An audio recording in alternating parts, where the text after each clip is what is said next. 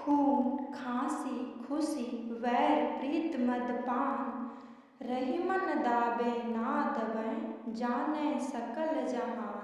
यहाँ खैर शब्द के दो अर्थ हैं। एक तो कत्थे का दाग जो छुटाए नहीं छूटता, दूसरा नेकी अच्छाई या भलाई जो छिपाए नहीं छिपती।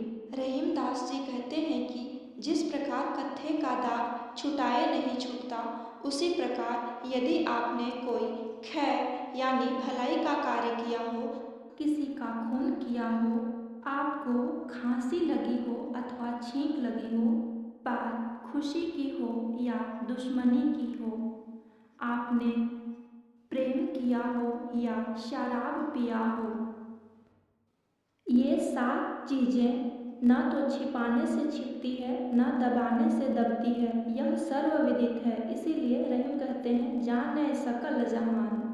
तो प्रस्तुत है एक और छंद इसी तरह का। तारा की ज्योत में चंद्र छिपे नहीं, सूरज छिपे नहीं बादल छाए, चंचल नारी के नैन छिपे नहीं, प्रीत छिपे नहीं पीठ दिखाए, रण न चढ़े रजपूत छिपे नहीं, दाता छिपे नहीं मांगन आए, कवि गंग कहे सुनु सा अकबर, कर्म छिपे नहीं भभूत लगाए। एक छंद और है मित्रों।